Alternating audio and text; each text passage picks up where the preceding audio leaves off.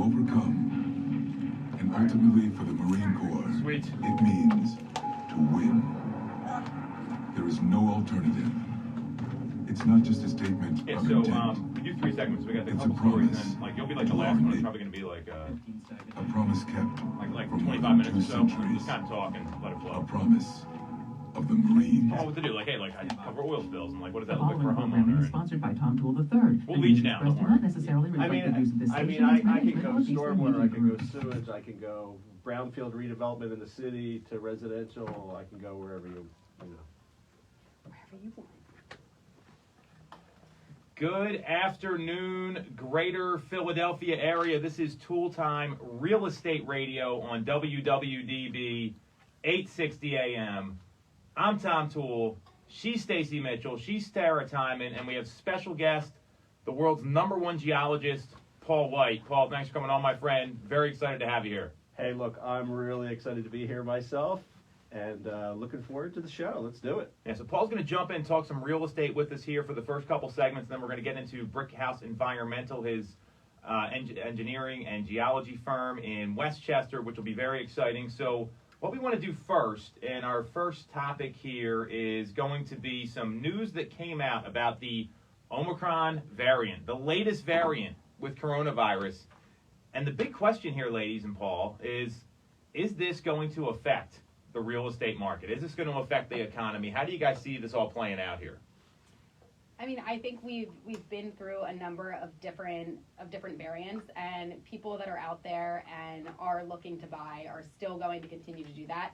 I mean, it could affect some interest rates a little bit, but overall, I think not a huge change in the process. Yeah, in my view, I think that this has been going on for a couple of years now. We're all kind of acclimated to the whole COVID situation, and you have those people that are still kind of hunkered down, and the rest of the world is just ready to get on with life. So I don't see it to be a big, giant change. I have to agree with everybody. I don't see that this is going to affect vaccinations. So people are feeling much more comfortable. So even if you were on the fence a year ago, I think even with this new strain and as much information as we have out there about the virus, I don't think it's going to change much of the market locally anyway. Well, and that seems to be the economic sentiment that, you know, you look at like the markets, like you hear about this Omicron variant, then like the stock market reacts drastically one day, and then like a day later it bounces back. I mean, that's been what we've seen. I think the bigger question is, are consumers getting fatigued by all of this? I mean, and Paul, you kind of hit on this. I mean, I'm sensing there's a major fatigue of people who are like, great, another variant, another booster shot they're talking about now. And it does have a little bit of an effect on the economy, because I think the bigger question here is like, what's going to happen with people's like work environment? I mean, you know, you're running a different kind of business than we're all in, Paul. So, I mean, are you guys fully back? Like, talk to us a little bit about that and how this may affect decisions that are getting made at your firm. Well, for us, we do a lot of field work, and so we're outside a lot. And so we're out doing drilling and collecting samples and sending stuff to the laboratory, and then we're processing all that information in written reports. So we can work from home when we need to, we can be outside when we have to, and quite frankly, our business has not really suffered at all during the entire COVID episode. In fact, we've had record-breaking revenue the last 2 years. So I'm hoping that the market just continues plowing forward, and the latest COVID variant has no impact on our business whatsoever. That's my hope, and we'll see what happens. Well, I think that's the hope for everybody, because I mean, and I'm glad to hear you're in that spot. And I know real estate has been like that, with the exception when we were shut down initially and we couldn't do anything. There are a lot of places, though, I think people are starting to wonder, like Zillow talks about this great reshuffling where people are moving from, let's say they lived in a city, and now they're all going to the suburbs, which we've seen a lot of. So do you think that's going to continue? I mean, I'm just kind of curious, because it seems like once you get to the end of the tunnel with this thing, it's like, oh, great, there's more. Oh, wait, here we are again. And it has been a couple of years, to your point. I mean, we're going on, what, month 21, 20 here? So what do you guys think about this in terms of like the fatigue that consumers are seeing right now? And then I do want to talk about some Fed policy here that may get affected.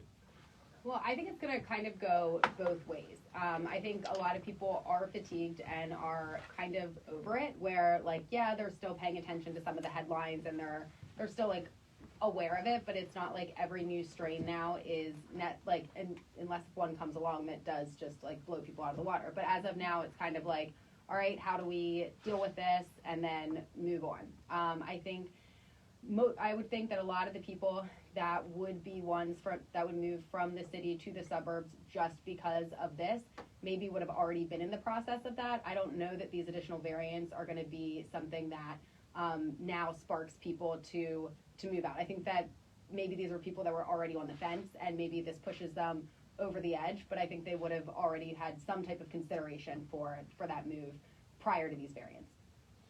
I would say, Tom, that for us, we're kind of ahead of the curve on some of this stuff because so many of our projects are really done early on in the land development process. So I have, probably 15 individual projects that are ongoing right now where we're taking care of some of the environmental problems on land that's going to be developed for residential purposes. And so our clients are ahead of the game. They're trying to get projects built and brought to market. And so some of the projects I'm working on probably won't be ready to actually sell for a year. Mm-hmm. And they're not slowing down. So I can only hope that they have good crystal balls, but they're moving forward with their projects. We're doing redevelopment in the city. We're doing redevelopment in the burbs. We're doing infilling in the towns around the Philadelphia area.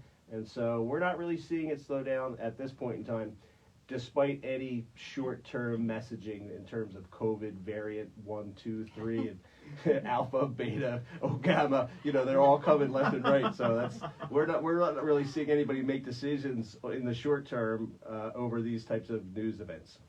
Love to hear that. That's good to hear. That's good news. Yeah, I do like to hear that. I think people are fatigued for the most part with just everything.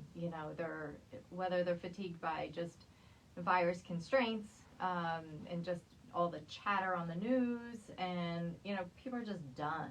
They just want to be able to move along and get things somewhat back to normal.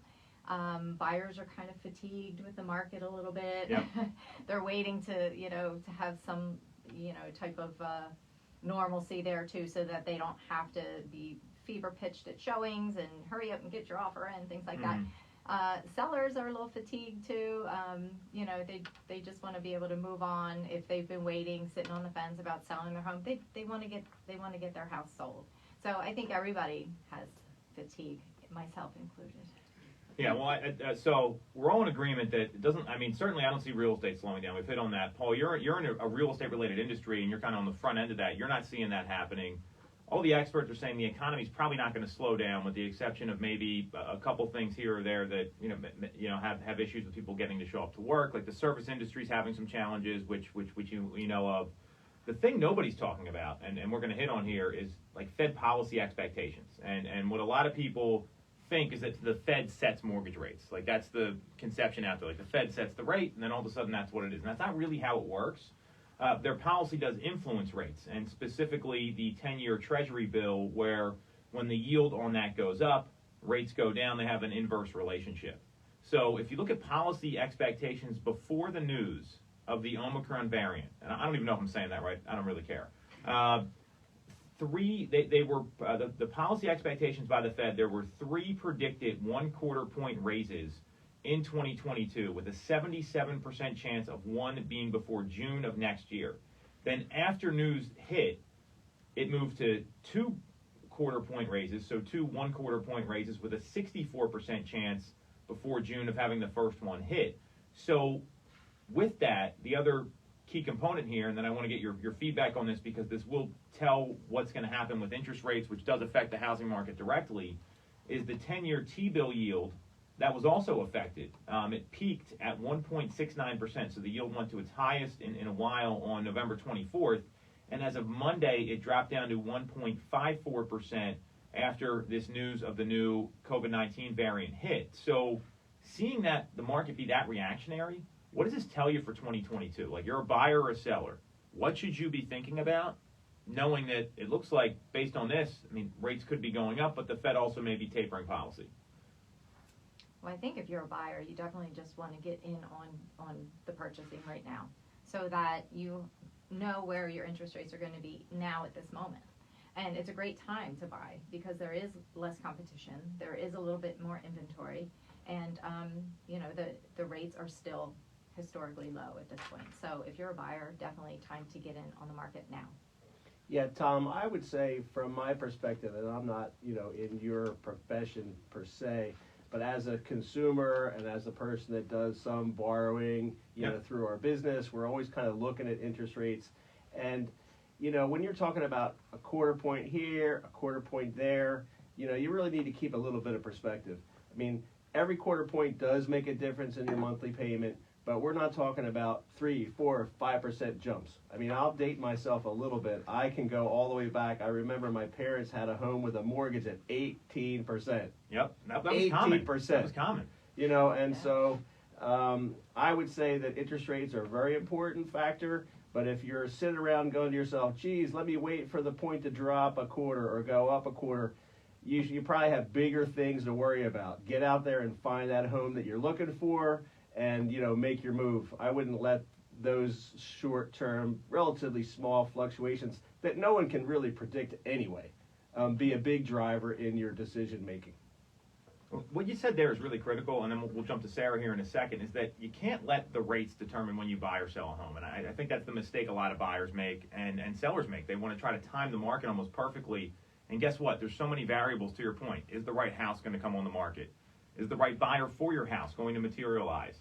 What's the inventory look like? Do any of your neighbors have their homes listed? I mean, if you're trying to get the lowest rate possible, usually there's like a 2-day window to do that, and then they kind of jump back up again. So I love the consumer perspective because you got to do what's right for your business, in your case, what you're talking about, or your household. And a lot of times, let's say your wife's pregnant and you're having another kid, or your kids are moving out of the house. The kids aren't going to wait to move out of the house until rates drop. Like, that's not how it's going to work. So I think it's a very great perspective here to get the consumer side of this, Paul, which is really valuable. Sarah, what about you? I mean, because I know you're dealing with this all the time, where people are like trying to time it or wait, and they want prices to go up and down, and I think it ends up hurting them a lot more than helping them. Right, and I know we've definitely talked before about the cost of waiting, and to Paul's point there as well. I mean, if the right home is out there, and if rates are still affordable, and if you are considering a move, as we've said a million times, nobody can fully predict what happens next. This should have been something I should have looked into a little bit earlier, but do we know when, like, the Delta variant came out? Did we see a similar, spike and drop? Or, like, because, I mean, this is now not the first variant to come out. So I think a lot of times there probably is, like, an initial, like, woo, and then, we kind of dial it back in. And I was just trying to look that up. But, Yeah, I think you're probably right there, Sarah, in that usually the initial reaction is, oh no, something terrible is going to happen. The market's going to slow down. The Fed's going to have to make some moves, to make an adjustment. Something has to change. And then, what has occurred is it's been consistent. The people that are most susceptible to COVID have been the same group of people all along. Great point. Yeah, and people are starting to understand that, if you're relatively young and you're relatively healthy, COVID is not the death sentence that we were kind of worried about when this first came out. So it seems like all of the reactions are a little more muted than they were when it first came out, when there was so unknown. Everybody was legitimately afraid because you just didn't know. But we've learned a lot, I think, over the couple years. And it seems like each wave has been absorbed with less and less panic, and I'm thinking that that's going to happen with the Omicron variant as well. But hey, time will tell, right? I mean, and I'm not a doctor here, so I'm not going to comment on the symptoms or my opinion of that. What I do know, and you brought up a great point, is when COVID first came out, right? So we're talking like March, we saw rates jump up. We saw jumbo loans just being taken off the table by banks. So that's if you're above that, into that larger price point of lending. At that time, it was north of 550. That number just came up substantially, but at the time, that was the case. FHA investors were pulling back and not funding loans. I mean, there was a lot of issues going on, and it was all reactionary. Same thing happened after 9/11. The same thing happened after the 2008 crisis, where loans that were approved were just getting denied because the investors got squirrely And then all of a sudden, 2 months later, guess what happened? Jumbo rates came back down, and they were more in line with the market. So the market does react pretty dramatically. I think the thing here is that, if the Fed's meeting again in like 2 weeks, it's the 14th and 15th. So I would imagine, and what I think is going to happen is that unless there's, and 2 weeks could be enough time for this to play out, right? Like we could know if it's going to be a big issue or not. If there's a positive picture that emerges by then my guess is the Fed's going to delay the decision to accelerate the pace of their tapering, because they're also buying a lot of bonds right now in the market, which does influence what happens as well. And if you look at what happened with rates, I mean, at the beginning of November, they were at like 3.269%, let's call it. Today, they're at 3.297. They danced around a bit. They dropped on the 9th. They went back up. I mean, this is something that happens all the time.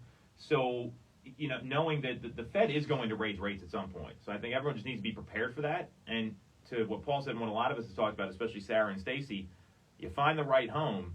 Don't let the market dictate when you buy it. You're going to be there 7, 10, 20 years in some cases. You shouldn't be overthinking this, and you still don't have to lock in the rate right away either. You can get some advice from a lender, which is usually the way to go, because you have that period to lock in before anything happens. So any other parting shots here on the Omicron variant, especially when it comes to regarding in the real estate market? So full steam ahead is kind of what I'm hearing. I mean, and so let's say a consumer asks you this, and they say, hey, Sarah, I want to list my house, but I heard this variant news. What should I do? What are you telling them? I think I'm telling them, look at the other variants that have come out, and we need to just move forward. And we don't know what could come out in the coming months. So what we know right now is it's a good time to sell. There are buyers out there looking, and strike while the iron's hot. Yeah. I agree there. They do have concerns. I mean, we're well versed on all our safety practices that we've implemented, and it's to the comfort level of each seller. We can do an open house. You don't have to do an open house. You can, limit showings. You can require people to wear masks, gloves, whatever. So there's things that we can do to mitigate exposure, and we've gotten through many, many sales throughout Yes. the past couple of years, so it's okay. And it has been a couple years. I Yep. mean, this is not something it's like new that we're dealing with. I Right. mean, it happened basically the beginning of 2020. It's Christmas time now. Happy holidays. It's our 2-year COVID anniversary. So it is something, and I think to the point of the earlier article, people, and Paul, you said this too, people are just kind of used to dealing with it now. Like, they know what to expect. Like, you want to go some places, you got to wear a mask, carry your vaccine card depending on where you're going. If you want to get in, like, I mean, that's just kind of the way it's going right now. So that's a really good observation. Right, and to the point that Stacey made, I mean, there certainly will be different, sellers out there that have different levels of, needing to be extra careful or whatnot. And I mean, you'll see in the MLS sometimes when you go to certain showings that there are like additional restrictions that certain sellers will put in place. So obviously, move forward with your safety in mind and do what you need to do to protect yourself. But if you want to just wait for this all to be over prior to listing your home, you might be in it for the long run. Well, and the market may go the other way if you keep waiting that long. I mean, Sure. we're looking at another run here of maybe 2-3 years, but I mean, who knows how long this could. I mean, I don't think anyone expected it to go on this long originally. Right. I mean, when the vaccines came out and everything else, and now it's been 2 years. Mm-hmm. Yeah, I think that your point, Stacey, we hadn't really discussed that much. I think is an important one to make, because every individual seller or buyer has their own, perspective on the COVID, and so you guys are professionals, and you've, figured out what needs to be done to handle each individual situation. So I don't think that that's a big factor for most people. And in terms of timing it, I'll just go back again to say that rates are low compared to historic. So, if you can afford the house, which I think is probably the bigger variable, can Yes. you really make that monthly payment and be comfortable? And if you can, I don't see any reason that you should make a decision based on the Omicron. If I said that right, somebody was saying Omicron. The latest variant. Yes. Don't let that make your decision making. That'd be my perspective. Well, think about the people that jumped ahead right when the market opened up in May 2020, and they said, you know what, things are a little, who knows what's going to happen. I'm going to buy a house right now.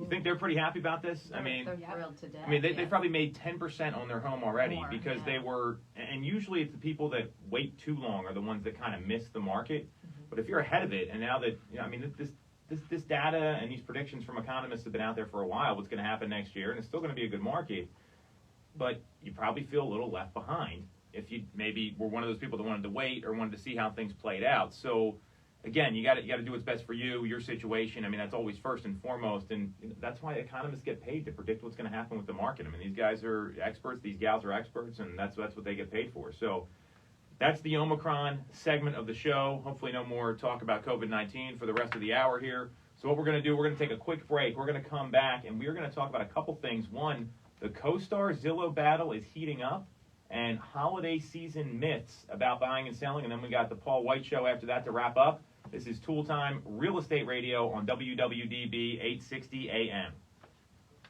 The market is red hot. Have you considered taking So apparently the advantage? audio is pretty Call good. the Tom Toole That Sales was Group at messing with me. RE/MAX at 610 Oh, yeah? 692 Compared to- 6976. we should have Nick here or with, like, a visit our microphone website, stuff. Oh, really? tomtoole.com. So how do you know, like, a Take commercial's advantage coming? of the So we usually do every 20 minutes because it ends at 3:57. It's like right on the Yeah, dot. 3:57 and a half, yeah. Are they in your ear going, hard break, hard break? Because you hear that, because I listen to talk radio. New home buyers. You got 10 seconds. We got a hard break on. No, they just turned the music on for us. Really We loud. had Apple on last week, and he was answering a question, and then all of a sudden it was like, and then the music was on. It was pretty funny. AllianceInsurance.com. Pretty laid back here. Don't forget These the guys gas. are awesome. It's for savings. Yeah, they are. We're gonna So go how, next. You shouldn't have you to got so sign much up going for on with insurance. your marketing schemes. How did you ever even decide that you wanted to do this? So they asked us to do it. Like they reached out. We were doing some. We do radio advertising on like MMR. And I've heard your ads. So they like we inquired the first time, and they're like, "Hey, do you want to do a show?" And I'm like, Sarah and I were already doing the show anyway, so I'm like, "Yeah, just put it on the radio. It's super easy." Call us at 610-439. It's also more exciting. People are like, "You want to come on the radio show? Or you want to come in our office and shoot a podcast?" And the radio show is much cooler. Have you considered I told people I was coming to one ballot. What's that? I told people I was coming down to one ballot. Like, oh, this is legitimate. Yeah, no. That's for real. Well, Nick's really good. Nick distributes it everywhere, and then you get a lot of content out of it. So even like he's not here this week, we'll download the video and they'll still chop it up, so it'll work. Welcome back to Toole Time Real Estate Radio on WWDB 860 AM. I'm Tom Toole. She's Stacey Mitchell. She's Sarah Tymon. And again, we have Paul White here from Brickhouse Environmental, one of the principal owners of the company, a geology and environmental firm. And the rest of us work with the Tom Toole Sales Group at RE/MAX Mainline, the #1 RE/MAX team in Pennsylvania and Delaware since 2018. So we're going to go to Paul next at the final segment here to wrap up. But a couple other pieces of news here we wanted to touch on. This is our weekly Zillow segment. We joke about this, but literally every week there's some sort of story coming out about Zillow. I don't think this one's going to take too long to talk about, but CoStar, the pending rival, I feel like we're watching a movie where there's like a villain in the background going after the hero, and it just the conflict just starts heating up slowly, and we're not near the finale of it, is my observation here. So CoStar, the commercial real estate kind of MLS property portal, so very similar to Zillow, only in the commercial space. They bought HomeSnap, which is a residential real estate app, and you guys can kind of brief everyone on that again. And then recently they announced, it was last week, they have a showing time product, kind of a clone, if you will, where you can schedule showings for properties through the HomeSnap app, which is the same thing that Zillow did when they bought showing times. These are just scheduling apps that you can go look at properties. What do you guys think about this? I mean, they keep saying they're not coming after Zillow, and then everything they do, it looks like they're coming after Zillow. So what do you ladies think? And Paul, feel free to chime in as well. Well, I love using the HomeSnap app. I do. Can you explain that for everyone? Because I know we talk in realtor jargon here, but just real quickly what that is. It's so user friendly. It's super convenient. It beats the MLS. Basically, it's I guess an app or abbreviated version of the MLS, but user friendly for on the go. So if you're at a showing, you can open up the HomeSnap. You can email the seller's disclosure right to your potential buyers through the app. You can also mark your location, and any other homes that are close by that are on the market will come up. So that right from that point, you can schedule another showing and go right to another home that's local to the area. It's just a wealth of information that you don't have to navigate through the cumbersome MLS system when you're trying to do it on your phone. So I use HomeSnap all the time, but they did have a showing time capability. They used to, yeah. And now they have their own, is apparently the case. I haven't tried that yet, so I'll have to try that. I think they just announced it. They haven't rolled it out. Okay, so I wonder how that's gonna work, because right now you can utilize the showing time right through the HomeSnap app, so I guess they're gonna just delete that and use their own. We'll see how it works. All right, well, I will chime in because you're saying that you're talking real estate jargon, and I'm going to say that I'm not a real estate professional. So for the listeners out there that aren't necessarily real estate professionals who are just kind of interested in the market and what's going on with all that, I'll just kind of ask you again. So essentially this Zillow versus CoStar is technology tools that you guys use as real estate professionals to help you do your jobs and help you make sure that you're finding the best homes for your clients that are in their price range and in their neighborhoods, and it's just an easy app on the phone that allows you to kind of, make it a seamless transition and make it really easy for your customers to be able to make sure they're finding the best homes. I mean, essentially that what you're talking about? Sort of. So I'll jump in here. So Zillow basically is an online portal for, it's like, people go on there and they look at properties, right? And that's what Zillow does. And I knew. And they have all the eyeballs. I think they had 226 million unique visitors last month or something like that. So, and now what they have is these partnerships with agents. We have a partnership with them where they filter you through someone they feel is going to be the best agent to help you, because their CEO, Rich Barton, has basically said, I think realtors are idiots and I'm going to try to put them out of business in no uncertain terms. Especially if you listen to his podcast on How I Built This with Guy Raz, the NPR podcast, because he also founded Expedia, and they kind of did that to travel agents, right? So, and Zillow, all the consumers go there. And I don't think the consumer even realizes what's going on half the time. They just go there because it's the easiest site to navigate. Is that fair? That's fair. So, CoStar is the same thing for commercial real estate, and now it's very clear to me, they put a target on Zillow where they come out at any media event that's out there and they just kind of rip the company. They make up a fake name that starts with Z and say they're doing a bad job. I forget what the name was they called them the last time, but they come out and say, hey, they're not doing consumers the right way. And to Stacey's point, the HomeSnap app does give all the real-time information, because the data on Zillow, when it comes to actually drilling in on a home, is inaccurate about 40% of the time. Like, you don't get the disclosure, the taxes are wrong, things like that people need to know when they're buying a house. So what HomeSnap does is they pull right from the public records and the MLS, which usually the data is a lot more accurate. So and CoStar's kind of done what Zillow did in the commercial space, and now it looks like they're coming to do what they're doing in the residential space, and ultimately look to take a piece of the commission pie and partner with agents. Is kind of I think they're going to do the same thing Zillow's doing. That's my, maybe that gives you a better perspective. Well, it does. But I'm just like the regular consumer. The only thing I knew about Zillow is I'll just log on and I'll look at my house to see if the neighborhood prices are going up or going down, just for trends really. But because I have 2.5 bathrooms, but it says I have 2. Yep, stuff like that. Stuff like that. You can see, and they're like, "Do you want to correct this?" I'm like, "No," because I don't really care, right? Because I'm not actually trying to sell my house.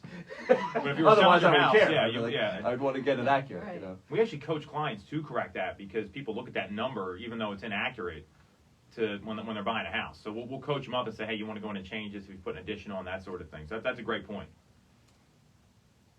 So Sarah, what do you think here? Is CoStar? Are they like what does this all mean? Like, I mean, we've been talking about this for I think over a year now. It's kind of been is this battle coming? Are they going to go after them? Because Zillow's bought their competition before. Right. I mean, I think, and also kind of what it said in the article was from what CoStar was initially talking about for their plan, they have kind of altered it, and they do seem to be breathing down Zillow's neck a little bit. As time goes on, they're kind of revamping their strategy a bit. So it does seem as though they're targeting that. And I do agree with Stacey. The HomeSnap app is very, very user-friendly when you're out on the go. Even down to how sometimes you're out at a property and you're not exactly sure what the boundary lines are or the shape of it, and you can often pull up in HomeSnap and actually see. And as you're out there, it's okay, so to that tree, and then it zigzags here or whatever. But that's something that people want to look at when they're figuring out exactly what's what. Or if you're on a property that has like a big hill, like, and you're trying to figure out putting in a fence or what goes where. So, stuff like that, when you're actually out looking at it, is so much easier to pull right there in real time than, after the fact coming back and, drawing them a map. No. But so I think they're coming after them, and I think it's, I think it'll still take a little bit for them to actually have this go into play, but I think they're lining everything up. Well, what they also did in October, this went a little under the radar. So New York City does not have an MLS, so they can't filter the data to Zillow like other places can. So they have a service called Street Easy, which is like the New York MLS, because they don't have to cooperate there. Well, CoStar launched the same thing called CitySnap in October, which was a direct competitor to the Street Easy service that Zillow has. And in the at the Inman Connect conference in Vegas a couple months ago, CEO Andy Florence said that Zillow's business practices are hijacking and they are mafia-style extortion. So, I mean, I just don't see how this isn't going to be some sort of battle down the road. And now that Zillow had to kind of pull back their iBuying because their business, that obviously didn't go well, it's still a small portion of their business. It looks like they're just building an identical platform that's going to compete with them. And I think it's going to be who's going to get all the eyeballs. And that's going to be the tough sell for CoStar, because I'm going to ask you, what's CoStar and what's Zillow? Do you have any idea what CoStar is? Or All I've heard so far is that it's a commercial real estate app that's similar to Zillow, and it sounds like CoStar is trying to expand into the residential space, essentially. Yeah. And they don't have the Zillow recognition. I mean, Zillow's got name recognition. It was on the Saturday Night Live skit. I mean, there's so much value there that even though they had their stock price went down, they had that horrible earnings call, the consumer, no consumer really even knows about any of this stuff. So I think it's going to be an uphill battle for them, but they're sure trying. Well, Zillow definitely has the name. I mean, everybody knows Zillow. Well, I mean, in general, like, competition is pretty good for the market. I mean, maybe it's going to make Zillow even better. I mean, sometimes that's what happens. Someone comes in and they start doing some things that are a little bit better. Maybe their app is a little bit better, and next thing you know, you guys have better choices. You have, better systems, better technologies altogether. So, maybe it's a good thing in the end. I don't know. As a geologist, I'm a big map maker, and as long as Sarah doesn't have to draw maps, I'm feeling pretty good about that. Doing a drawing app on your iPad. Put the fence right here. Hang on a minute. We might want to do a survey. I'm just saying. That's funny. So there's going to be something that pops here soon. I don't think there's much more to talk about other than that right now. So let's kind of move on to the holiday season myths real quickly. Then we'll take a quick break. We'll come back. We'll talk with Paul about his company, his rise through the geology industry, all that exciting stuff, because there is a lot to talk about there that I don't think people are going to realize. So home buying myths during the holidays, and I just want to get I got 4 of them that I came up with. So I'm just going to rattle them off. Give me your take on it. Number 1, nobody looks for a home during the month of December or the holiday season. What do you think? False. Okay. Can we go a little deeper, maybe? No, people are always looking. People are always looking, especially if you have a need, and people have real needs to move. Mm-hmm. So people are always looking. So that, I don't know why I think it's just something easy to say, nobody's looking, so I'm not going to look either. But no, it's a constant, why is Zillow so busy all the time? Because people are always looking for homes. I'm going to say false, because if you're involved in some other industry or some other business or whatever, but on the side, all of a sudden now I'm a home buyer or a home seller. That's like my new part-time job. And the time to do it is when you have a little extra time. And, a lot of times what happens is your business slows down a little bit during the holidays. People are taking time off. You're like, you know what, I think maybe I'm going to take off the week, before Thanksgiving. Well, what are you going to do? Hey, I got a couple days on my hands. I'll do a little shopping. Maybe I'll go look at a house. Maybe I'll do a little, exploring on Zillow. So you have a little extra time, to spend on your side job, which is my house buying, house selling job, which normally I don't have any time to do. So I'll just throw that out there, that maybe, there's a little bit of extra time on your hands during the holiday season to give you a chance to look at houses. Great point. Mm-hmm. Yeah, I mean, if you have to move, you have to move. And December doesn't stop that.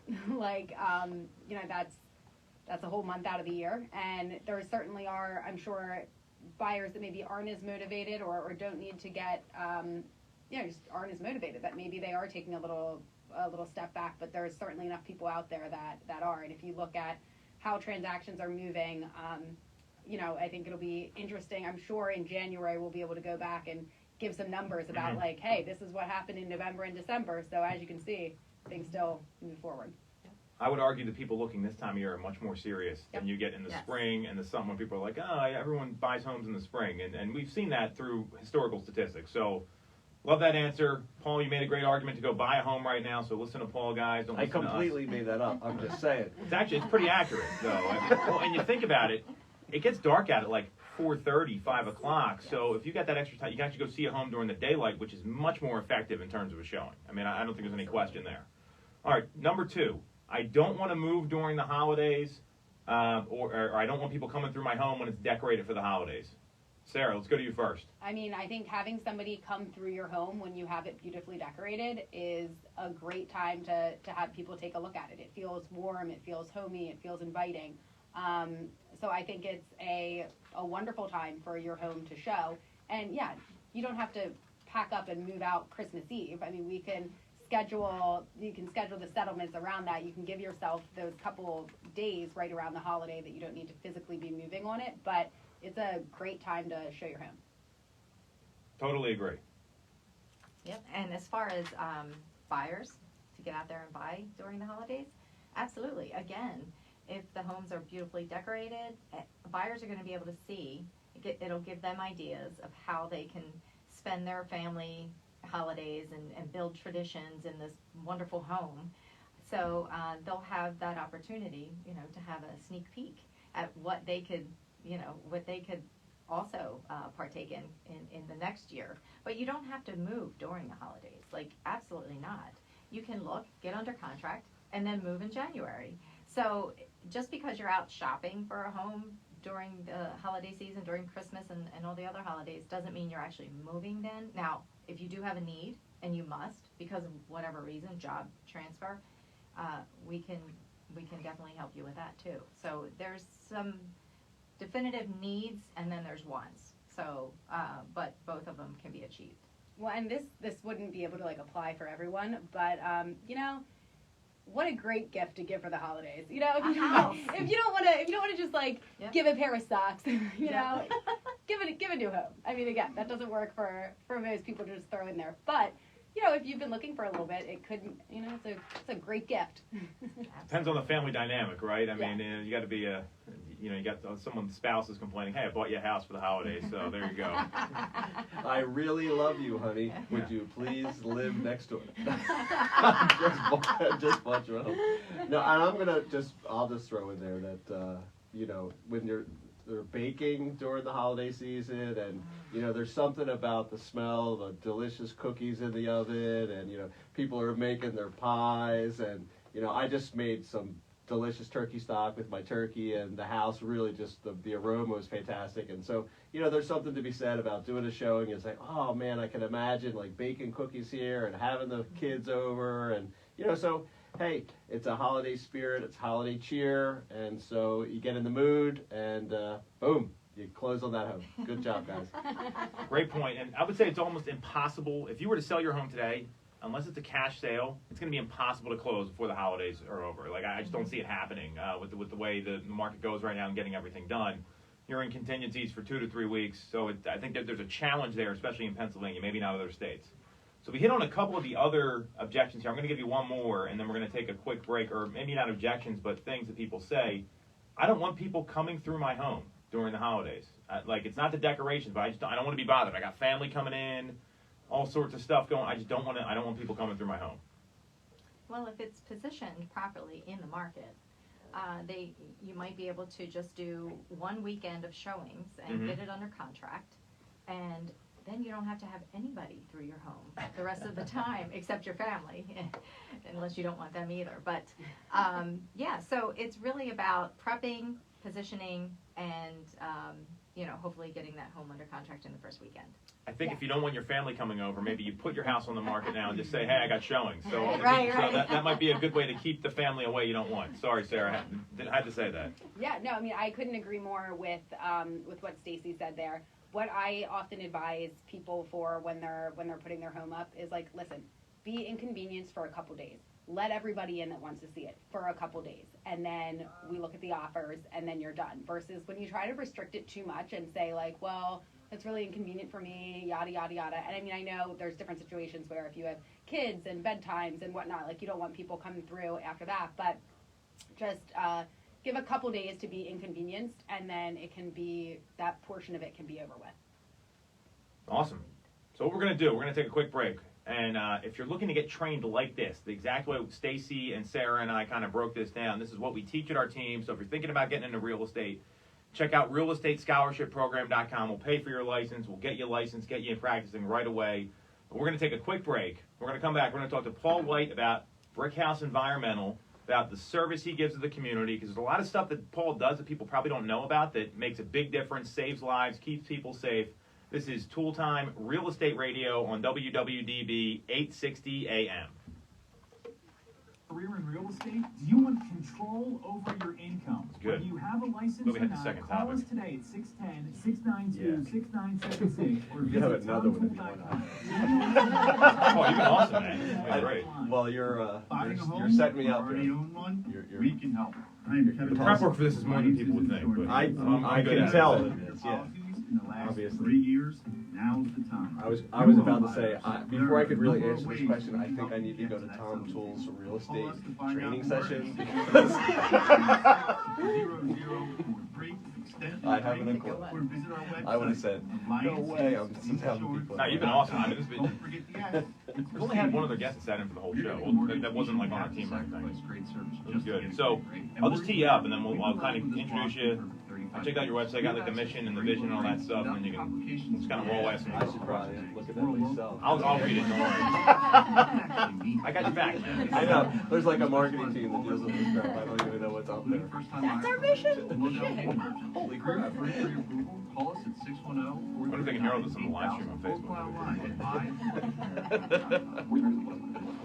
When real estate We'll go to market 357 and a half, is so this will be good. hot, have you considered taking advantage? 10 seconds.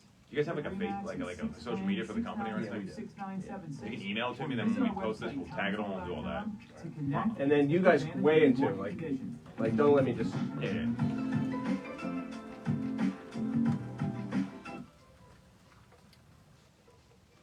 All right.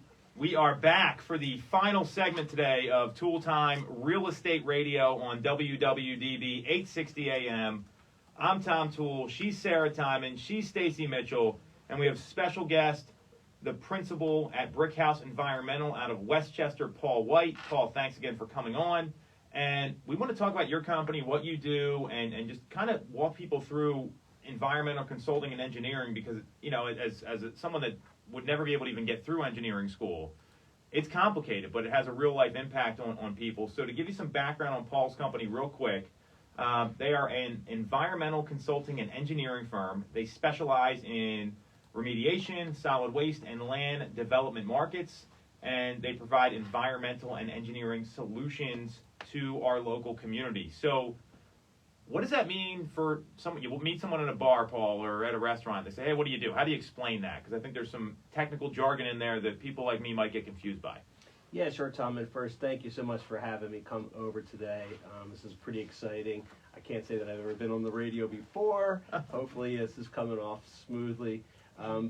So, you know, environmental consulting is a pretty broad topic. You've thrown me like a wide open-ended question there. I could go a million different ways with it. I'm going to try to tie this into the real estate market a little bit as best as I can. But Brickhouse Environmental is a firm that's been operated in the Chester County and surrounding areas for a lot of years now.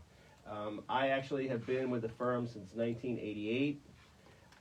I landed at the company. I was out of college. I had my degree in geology. I was all excited, and I thought, well, I don't really want to go to Texas and work in the oil fields. I didn't even know there was an environmental consulting world out there. So it wasn't something that I was trained specifically at in school.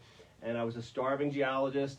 I was going around door to door selling copy machines, if you can believe it. And I saw at one of the places I cold called a sign that said geologists and engineers. And I was like, oh my goodness, this is for me. And I was like, I'm not leaving until I have a job. And I actually convinced the original owner to hire me. And I've been there ever since. That's a great way to get your, and the sales experience, right? I mean, you're going selling copiers. I mean, you probably have no problem asking for a job at that point, right? I literally was like, I'm not leaving until I talk to the boss here. So my partner Dave and I bought out the original owner back in the early 2000s, and we've been providing our services to the community ever since. And so what we do, as far as real estate is concerned, is we do all of the investigations before the transactions take place, before a shovel goes in the ground, before a roadway gets laid down. And you don't really think about it, but I've had a lot of environmental attorneys and real estate attorneys say, Paul, without water, without sewage, we have no project, right? Mm-hmm. Yep. So when you go into your house, you want the toilet to flush. You want to make sure that the water comes on. And, a lot of engineering goes into that process well in advance, and you don't really think about it, but every piece of land has its own individual characteristics. And you need to understand those characteristics before you can design and build a community. So a lot of times in our area, because we're a very, very old area, the Route 30 roadway, the Westchester Pike roadway, all of the roadways that lead out of the city, they've been there for hundreds of years.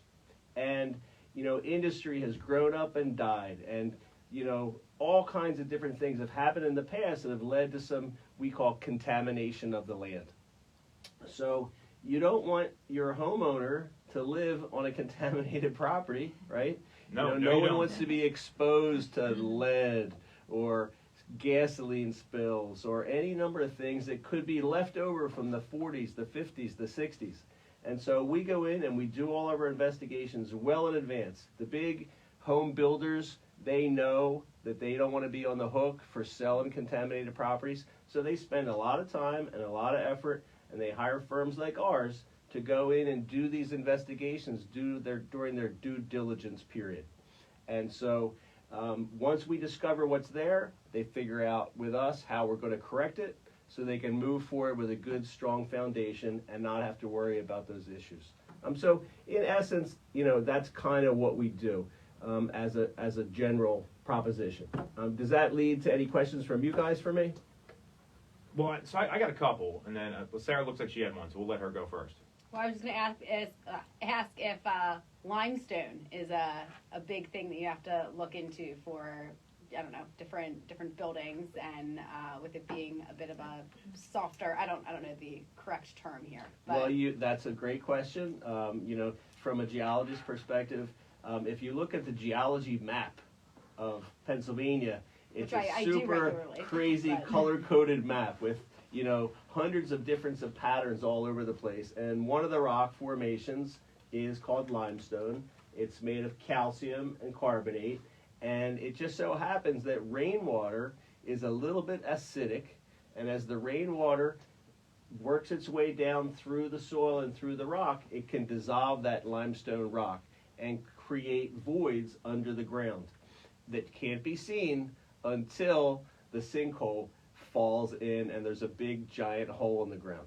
So anytime that we're doing projects that are in limestone areas, which are known, there's maps of it, we want to go and make sure the geotechnical engineers do all the number of borings to make sure there aren't any voids that need to be filled up. I mean, I'll tell you just a quick story. When they were building all of the new bypasses for Route 422 and the 202 around King of Prussia, that's a big limestone sinkhole prone area. And the geotechnical companies estimated that it was going to take about $100,000 to fix the sinkholes that were going to be underneath the 422 and the 202 bypasses. Well, about a year later, they built a concrete plant there, and they had spent over $10 million. And they were still pumping cement into the ground, trying to fill those voids. So They didn't do an adequate job of the initial geotech investigation.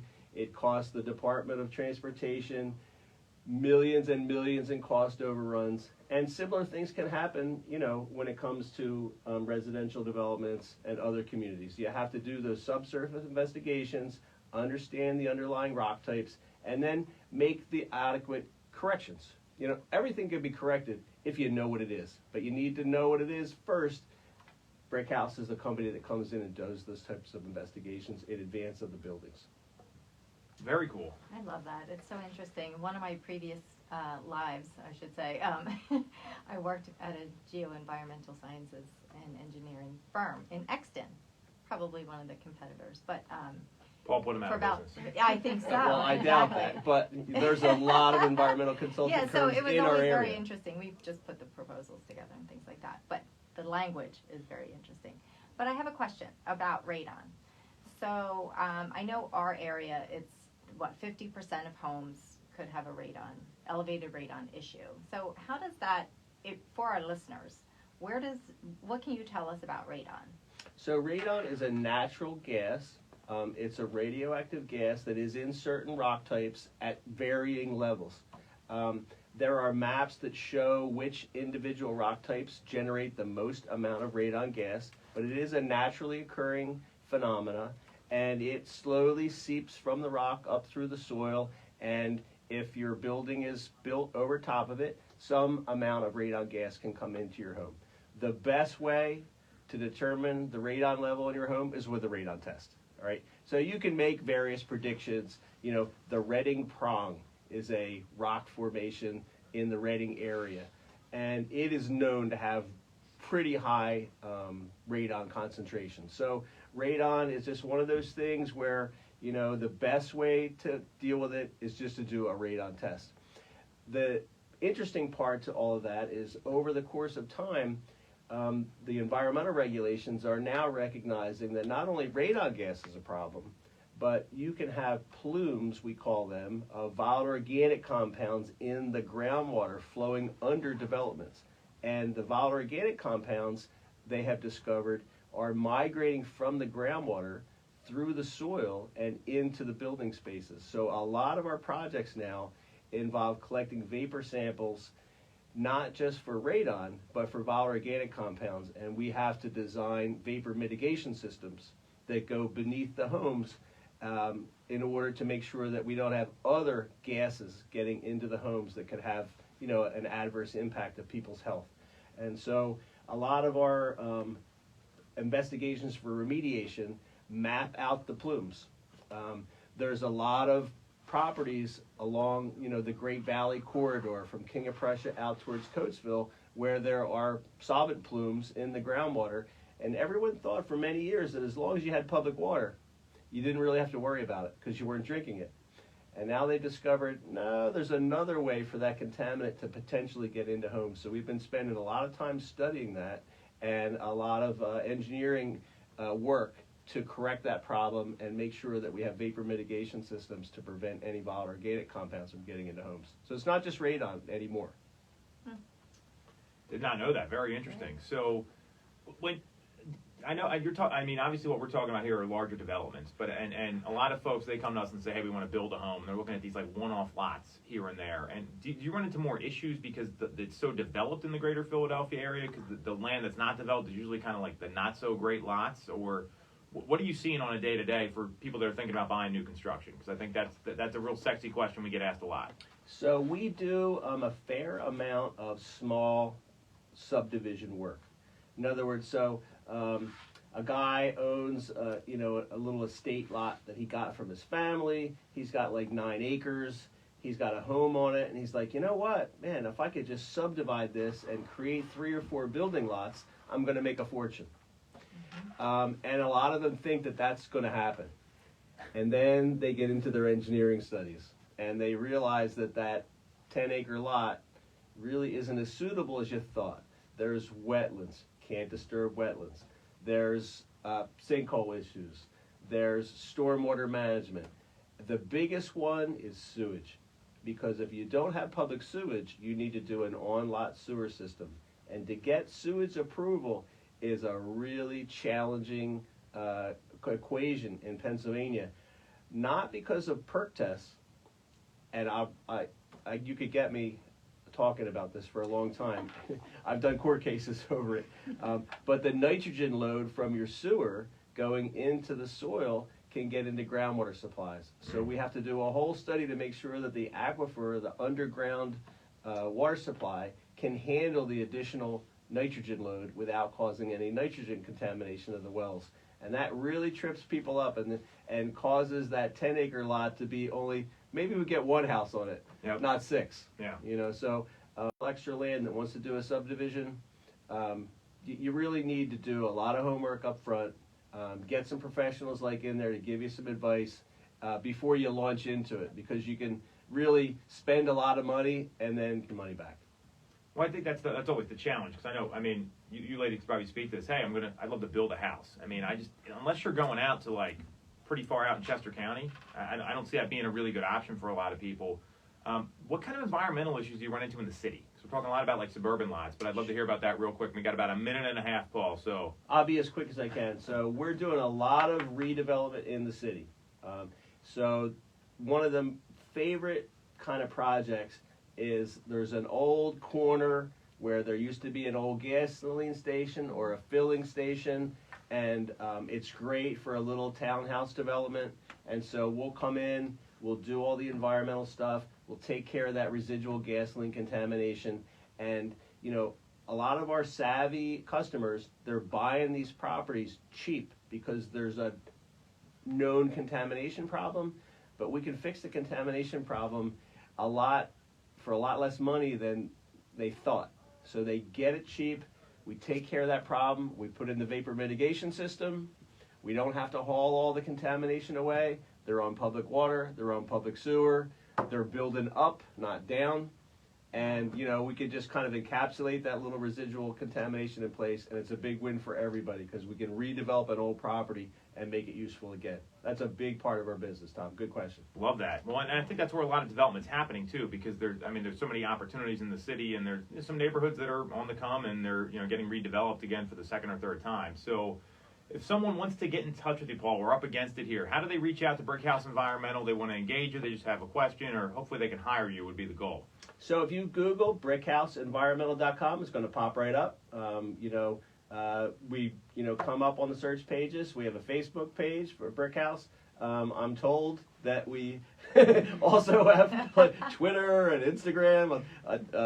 I'm more the technical folk and not so much of the marketing. But hey, you can always reach out to us, and we'd love to talk to your listeners about any problems they have on the environmental world and help them out. So GTS, Google that site. That's Google not that usually what site, it means, Brickhouse Environmental. Brickhouse Environmental. So that's it for this week's episode of Toole Time Real Estate Radio. You want to follow Sarah? She's on Instagram. It's at TY_TYTIME, Ty_TyTime. You want to follow Stacey? It's at the number 2 Mitchco, 2 MITCHCO. You can follow me on Instagram as well, at Tom Toole 3RD, at Tom Toole 3rd. Google Tom Toole Sales Group. We're on YouTube, except for this week because Nick is out, but you can find us on Facebook. We stream live every week. That's it. Toole Time Real Estate Radio on WWDB 860 AM. That was great. Thanks. Kick Yeah, ass, that was man. fun. That was fun. Learn something new. I don't think we came off like idiots, right? No. No, that was awesome. I think, No, we, you're I, talking think, about I, me. think, Come I on. think we had a crowd like in our conference room listening. There's some people on this. Usually Nick comes in, he's got like a laptop and stuff, but